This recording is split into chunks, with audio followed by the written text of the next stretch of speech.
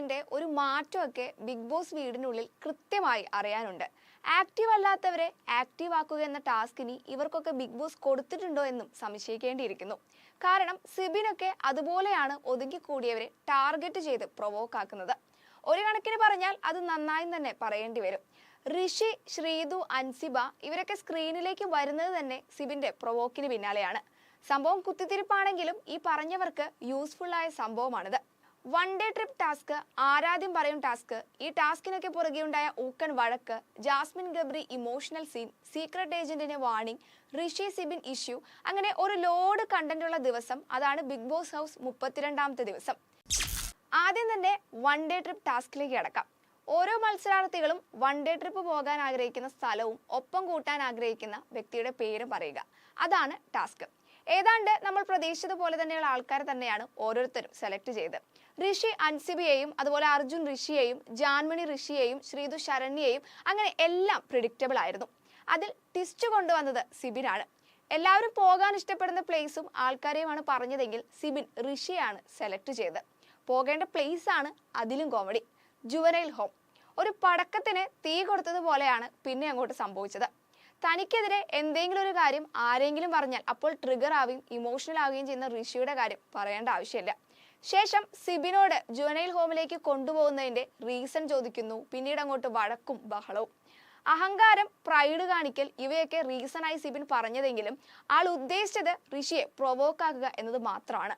സിബിൻ കൃത്യമായി ഋഷിയെ ടാർഗറ്റ് ചെയ്തതാണെന്ന് ആർക്കും മനസ്സിലാവും. കാരണം എല്ലാവരിൽ നിന്നും ഡിഫറെന്റ് ആയ ഒരു സംഭവം പറയുമ്പോൾ അറ്റൻഷൻ കിട്ടുമെന്ന് വ്യക്തമായി അദ്ദേഹത്തിന് അറിയാം. ഇത് കൃത്യമായി മനസ്സിലായത് നോറയ്ക്ക് മാത്രമാണ്. സിബിൻ വന്നപാടെ തന്നെ ടാർഗറ്റ് ചെയ്യാൻ ശ്രമിച്ചിരുന്നുവെന്നും ഏൽക്കാത്തത് കൊണ്ടാണ് ഋഷിയെ സമീപിച്ചതെന്നുമാണ് നോറ സംഭവത്തിന് പിന്നാലെ പറഞ്ഞത്. ഋഷി സിബിൻ പ്രശ്നത്തിനിടയിൽ ഒരാവശ്യമില്ലാതെയാണ് ജിൻഡോ സീൻ ക്രിയേറ്റ് ചെയ്തത്. ജാസ്മിനെ കണ്ണെടുത്താൽ കണ്ടുകൂടാത്ത ജിൻഡോ ക്യാപ്റ്റൻ പറയുന്നത് മാത്രമേ കേൾക്കുകയുള്ളൂ എന്നൊക്കെ പറയുന്നത് കേട്ടാൽ അറിയാം ഇയാൾ സിറ്റുവേഷൻ അനുസരിച്ച് ട്രാക്ക് മാറ്റുന്ന വ്യക്തിയാണെന്ന്. അടുത്ത ടാസ്ക് ആരാധ്യം പറയും. പേര് പോലെ തന്നെ ക്യാപ്റ്റൻ ചോദിക്കുന്ന ചോദ്യങ്ങൾക്ക് ഏത് ടീമാണോ ആദ്യം ബസറടിക്കുന്നത് അവർ ആൻസർ പറയുക. ബിഗ് ബോസ് വീടിനെ എത്രത്തോളം ഓരോ മത്സരാർത്ഥികളും മനസ്സിലാക്കിയിട്ടുണ്ടെന്ന് അറിയുന്നതിനുള്ള ടാസ്ക്. അതാണ് ബിഗ് ബോസ് ഉദ്ദേശിച്ചതെങ്കിലും ഇതിനെ ചുറ്റിപ്പറ്റി നിരവധി വഴക്കും മിസ്അണ്ടർസ്റ്റാൻഡിംഗുമാണ് ബിഗ് ബോസ് വീടിനുള്ളിൽ നടന്നത്. ഫോട്ടോ, അതുപോലെ ഒരാൾ സംസാരിച്ച വാക്കുകൾ, ഇതിൻ്റെ എല്ലാം സിറ്റുവേഷൻ, അതുപോലെ ആര് ആരോട് പറഞ്ഞു, ഇവയെല്ലാം പറയണം. അതായിരുന്നു ടാസ്ക്. ചില കോൺവെർസേഷനുകൾ ആരെ ആരോട് പറഞ്ഞു എന്നത് പുറത്തു വന്നതോടുകൂടി ഫ്രണ്ട്ഷിപ്പിന്റെ കാര്യത്തിലൊക്കെ തീരുവാനായ അവസ്ഥയായിരുന്നു. പ്രത്യേകിച്ച് ശ്രീതുവും അപ്സരയും. അപ്സര ശ്രീതുവിനെ കുറിച്ച് ശരണ്യയോട് സംസാരിച്ച വാക്കുകൾ പറഞ്ഞതോടെയാണ് പ്രശ്നമുണ്ടായത്. സംഭവം നോർമൽ എന്ന പോലെ വിട്ടുകളയേണ്ട ഒരു വിഷയത്തെ സിബിനാണ് സത്യത്തിൽ ആളിക്കത്തിച്ചത്.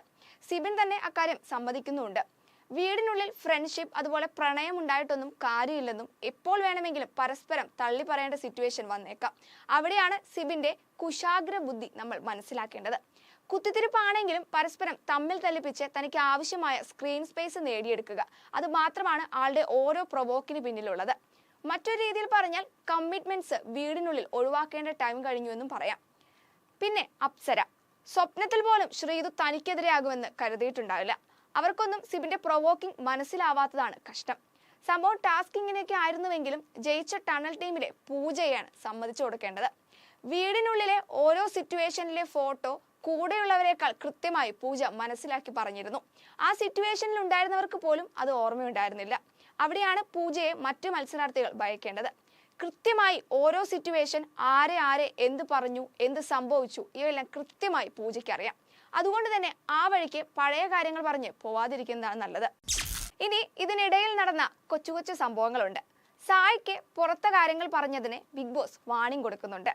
കോഡ് ഭാഷ, ആംഗ്യം, ഇതിലൂടെ ഒന്നും പറയാൻ പാടില്ലെന്നാണ് ബിഗ് ബോസ് സായിയോട് പറഞ്ഞത്. മിക്കതും ജാസ്മിനോട് എന്തെങ്കിലും പറഞ്ഞതിന് പിന്നാലെ തന്നെ ആയിരിക്കും വീണ്ടും വാണിംഗ് വന്നിട്ടുണ്ടാവുക. അടുത്തത് അൻസിബയുടെ കലിപ്പ് മൂടാണ്. കഴിഞ്ഞ ദിവസം മുതൽ അപ്സരയുമായി ചെറിയ തർക്കത്തിലാണ് അൻസിബ. കഴിഞ്ഞ ദിവസം നടന്ന സംഭവം തന്നെയാണ് ഇന്നലത്തെ എപ്പിസോഡിൽ നടന്നത്. അപ്സര പറയുന്നത് കേൾക്കാൻ തനിക്ക് പറ്റില്ലെന്ന് പറഞ്ഞാണ് അൻസിബ ഇന്നും അസംബ്ലിയിൽ നിന്നും പിന്മാറിയത്. പിന്നാലെ പവർ ടീം അൻസിബയ്ക്ക് പണിഷ്മെന്റ് നൽകുന്നുണ്ട്. തൊട്ടു പിന്നാലെ ക്യാമറയ്ക്ക് മുൻപിലെത്തി തനിക്ക് ഡിപ്രഷൻ ആണെന്നും വീടിനുള്ളിൽ നിൽക്കാൻ സാധിക്കുന്നില്ലെന്നും അൻസിബ പറയുന്നുണ്ട്. സത്യത്തിൽ അപ്സര എന്ന വ്യക്തി പവർ റൂമിൽ ഉള്ളതാണ് അൻസിബയുടെ പ്രശ്നം. പേഴ്സണൽ ഗ്രഡ്ജ് വെച്ച് തന്നെയാണ് അൻസിബ ഓരോ പ്രശ്നങ്ങളും ക്രിയേറ്റ് ചെയ്യുന്നത്. വരും ദിവസങ്ങളിൽ രണ്ടുപേരും ഈ പ്രശ്നം പറഞ്ഞു തീർക്കുന്നതാണ് നല്ലത്. മറ്റൊന്ന് നമ്മുടെ റൊമാൻറ്റിക് കപ്പിൾസ് ആണ്, ജാസ്മിനും ഗബ്രിയും. വൈൽഡ് കാർഡ് ഒക്കെ വന്നതിൽ പിന്നെ ഇക്കൂട്ടർക്ക് ഒരുമിച്ചൊരു സ്ക്രീൻ സ്പേസ് വളരെ കുറവാണ്. മാത്രമല്ല ജാസ്മിൻ ക്യാപ്റ്റൻ ആയതിന്റെ ഒരു മാറ്റവും മൊത്തത്തിൽ ഇക്കൂട്ടരിൽ കാണാനുണ്ട്. ഇന്നലെ പതിവിൽ കൂടുതൽ ജാസ്മിൻ ഇമോഷണൽ ആകുന്ന അവസ്ഥയാണ് ഉണ്ടായത്. താൻ മറ്റുള്ളവരുടെ അടുത്ത് ചെല്ലുമ്പോൾ അവരെ ഡിസ്കംഫർട്ട് ആവുകയാണെന്നും അതുപോലെ ജാസ്മിനെ കാണുന്നത് പോലും വെറുപ്പാണെന്നൊക്കെയാണ് ഗബ്രിയോട് ജാസ്മിൻ പറയുന്നത്. ഒരുപക്ഷെ ജാസ്മിൻ പ്രേക്ഷക പിന്തുണ ലഭിക്കുന്നതിനായി സിമ്പതി ട്രാക്ക് പിടിച്ചതാകാൻ സാധ്യതയുണ്ട്. കാരണം പുറത്തുനിന്നും അകത്തുനിന്നും വേണ്ടത്ര സപ്പോർട്ടോ ഒന്നും ജാസ്മിന് കിട്ടുന്നില്ല. ആ നിലയ്ക്ക് ട്രാക്ക് മാറ്റി പിടിച്ചാൽ തന്നെ മുൻപോട്ട് പോകാൻ സാധിക്കുകയുള്ളൂ. മറ്റൊന്ന് വൈൽഡ് കാർഡ് എൻട്രിയായി വന്ന നന്ദനയുടെ ലൈഫ് സ്റ്റോറിയാണ്.